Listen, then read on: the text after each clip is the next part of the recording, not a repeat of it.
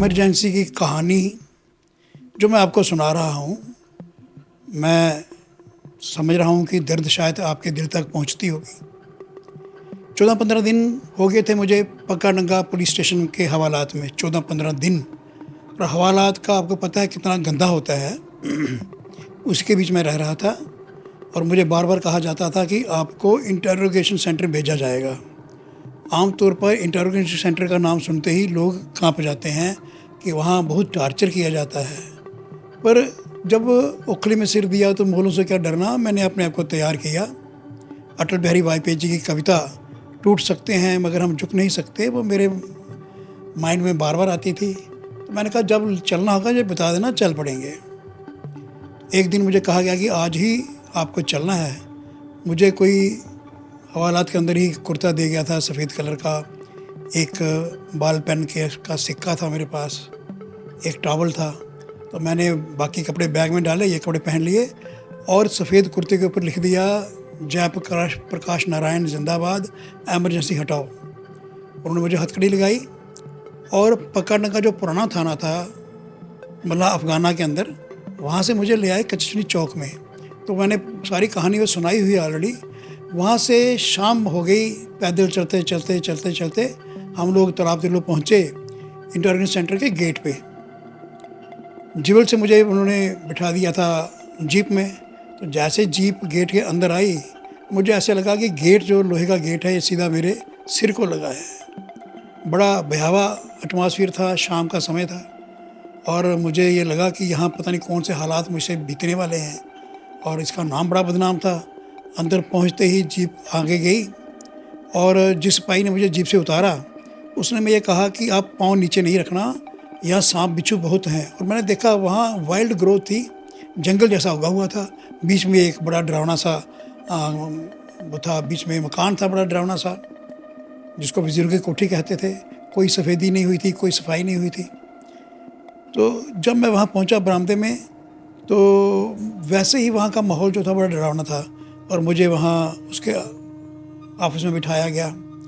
अब interrogation centre की जो पुलिस थी वो पकड़नगा पुलिस स्टेशन के साथ झगड़ा करने लगी कि आप अंधेरा होने के बाद इसको लेके आए हैं और हमारी एंट्रीज रजिस्टर की बंद हो गई, हम कहाँ रखेंगे इनको और डाइट कहाँ से देंगे। यहाँ मैं बता दूंगा पूरा सुबह से ऐसे ही भूखा था क्योंकि मेरी तैयारी थी आने की। जो मेरे लिए खाना आया था वो भी वापस कर दिया गया था। तो जब मैं वहाँ बैठा था तो मैं देख रहा दोनों की लड़ाई आपस में हो रही है। पंगाडगा स्टेशन वाले कह रहे हैं कि हमने रवानगी डाल दी है, अब हम इस डेटन्यू को वापस नहीं ले सकते, और ये मुझे लेने को तैयार नहीं थे।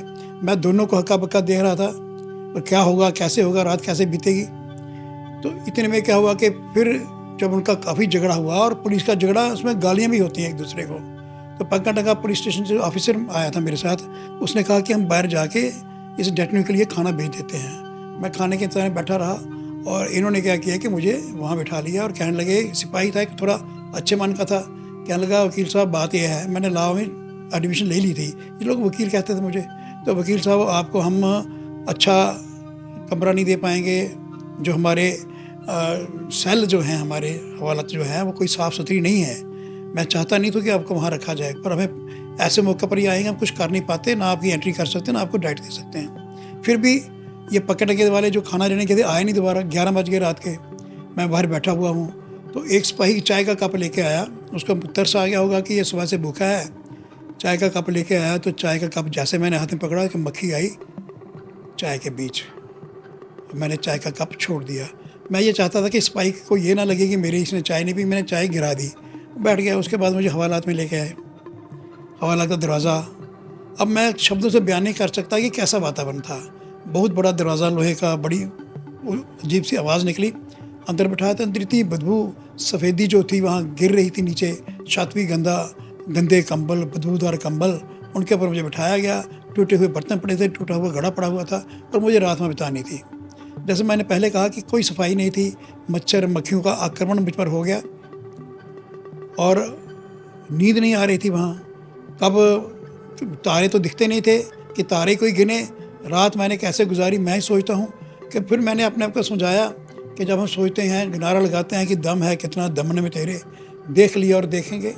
मैं ये मच्छरों का आक्रमण, ये मक्खियाँ ये बदबूदार कमरे, इसको मैं उस पार्ट ऑफ टार्मेंटेशन गिन रहा था, जो अत्याचार, जो टार्चर मेरा होना था, मैं उसका हिस्सा गिन रहा था कि ये भी सरकार की ओर से मेरे साथ किया जा रहा है और इसको मैंने ब्रेवली सहन करना है।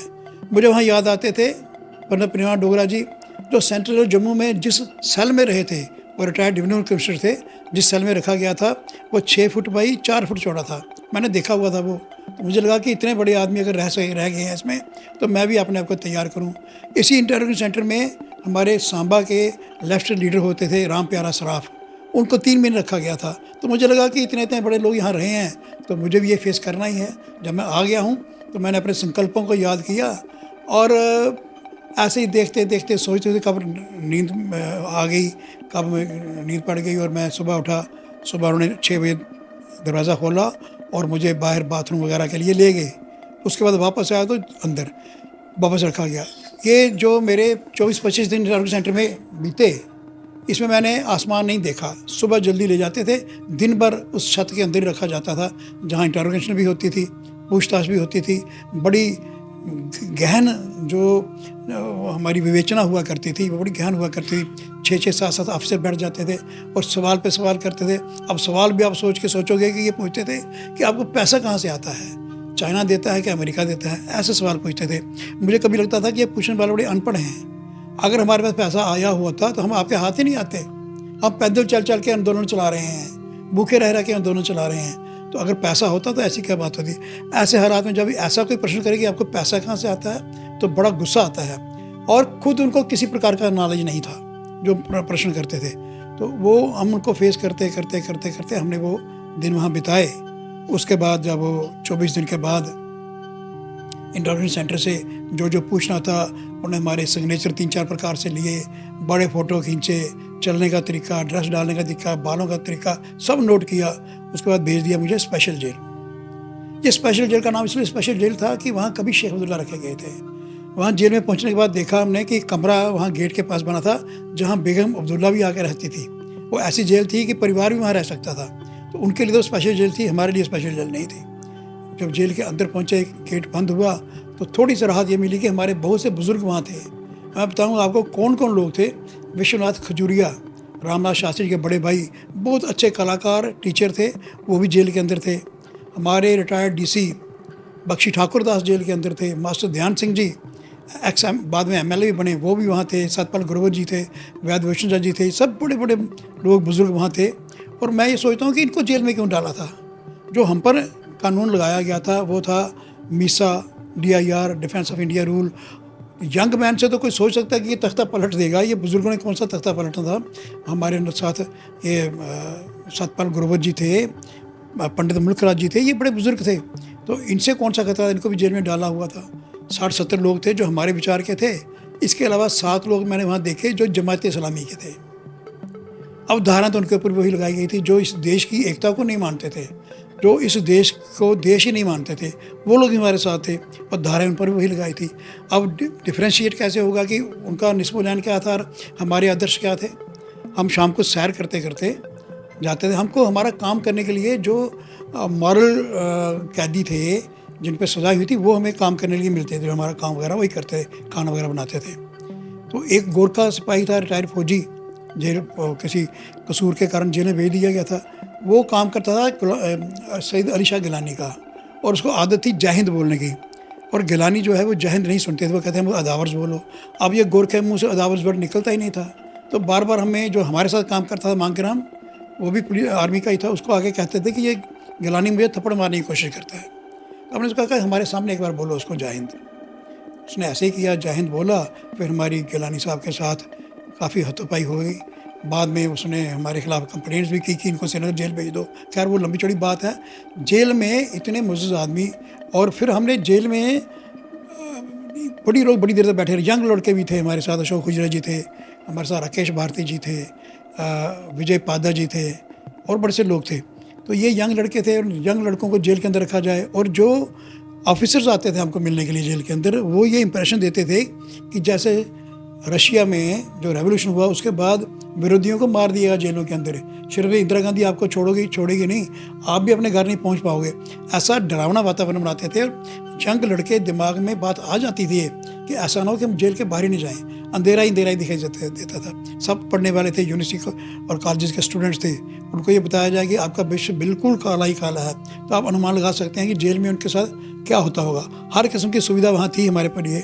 हम टेबल टेनिस खेलते थे, बैडमिंटन खेलते थे, लेकिन दिमाग में यही रहता था कि इसके बाद हमारा क्या होगा, इसके बाद हमारा क्या होगा। हम ये आशा करते थे जल्दी से जल्दी श्रीमती इंदिरा गांधी को समझ आए और एमरजेंसी हटा दी जाए ताकि अपने अपने घरों में लोग आ जाएं और डेमोक्रेसी रिस्टोर हो जाए। मुझे उन दिनों कान में कुछ प्रॉब्लम हुई तो ईएनटी स्पेशलिस्ट के पास मुझे एसएमजी हॉस्पिटल भेजा जाता था। डॉक्टर कोहली थे, जैसे मैंने पहले भी बताया कि आम लोग खुल के सामने नहीं आते थे, लेकिन उनकी हमदर्दी हमारे साथ होती थी। तो जब मुझे एसएमजी हॉस्पिटल लाया गया जीप में के अंदर, तो जीप के ड्राइवर को और पुलिस ऑफिसर को मैंने कहा कि 2 मिनट मुझे यूनिवर्सिटी ओल्ड कैंपस में जाना है। तब मैं वहीं ला कर रहा था। जैसे ही ओल्ड कैंपस में मेरे कहने पर वो आ तो गए, पूरी यूनिवर्सिटी के लड़के लड़कियां सब ने हमें घेर लिया और इतना ज़ोरदार स्वागत हुआ, किसी को पता नहीं था कि हमने आना है। लेकिन लोगों की एमरजेंसी के विरोध में जो भावनाएं थी वो हमारे स्वागत में प्रकट हुई। किसी ने हार डाल दिया, किसी ने हार तो वहाँ थे नहीं पर कोई हार बना लिया, कैसे फूल दिए और बड़ा स्वागत दिया। तो मुझे लगा कि जम्मू यूनिवर्सिटी के सभी लड़के लड़कियाँ जो है वो एमरजेंसी के ख़िलाफ़ हैं। मैंने जाके जब जेल में बाकियों की ये बात सुनाई तो सबका हौसला बढ़ा कि जनता हमारे साथ है। और फिर हमें लगने लगा कि जनता का दबाव पड़ेगा, ये एमरजेंसी समाप्त होगी। आगे पीछे समाचार भी आ जाते थे कि देश के अंदर इसका बड़ा विरोध हो रहा है। एक समाचार ये भी आया कि श्रीमती इंदिरा गांधी के डाइनिंग टेबल के ऊपर किसी ने इश्तेहार पहुंचा दिया, एमरजेंसी हटाओ। कुछ छोटे बच्चे भी पकड़े लाए। एक बच्चे को पकड़ के लाया कि जिसने अपनी दीवार के ऊपर क्रश लिखा था। पुलिस ने पकड़ लिया तो जज ने पूछा कि आपने क्यों पकड़ लिया, इसने क्रश लिखा है। तो वो कहते इसने लिखना crush emergency, crush Indira Gandhi. बच्चे कहने हमने क्रश वो नहीं, हमने लिखा क्रश पाकिस्तान। फिर भी उनको जेल में भेज दिया गया। 2-4 दिन हमारे पास रहे, बाद में चले गए। तो बुज़ुर्ग भी थे, बच्चे भी थे और जो भी सरकार को लगता था, यहाँ की सरकार को, कि ये हमारे साथ जिसकी राय नहीं मिलती उसको जेल में डाल देते थे। अब छोटे बच्चों को एमरजेंसी का पता भी नहीं था तो भी उनको जेलों में डाल दिया। तो ऐसी स्थिति में वो जो दिन हमने काटे वो बड़े दर्दनाक दिन थे। कहते कहते कुछ शब्द रह जाते हैं, कुछ पीड़ाएं जो हैं मैं आपके मन तक नहीं पहुंचा सकता हूं। फिर भी अगर आप महसूस करेंगे, अगर आपकी संवेदनाएं हैं तो आज समझ सकेंगे कि 18-19 साल का कोई नौजवान, उसको जेल में डाल दिया गया। कितने समय के लिए जेल में रहेगा, कब तक बाहर नहीं आ पाएगा, तो इसका कुछ पता नहीं हो, सारा अंधेरा ही अंधेरा हो तो कैसे दिन बीते होंगे, ये मैं आपको बताते रहूँगा। एमरजेंसी के बारे में मैं चंद्रमोहन शर्मा आप तक एमरजेंसी के जितने भयावह संकट हुए, जितनी भयावह कहानियाँ आप तक पहुँचाता रहूँगा। धन्यवाद।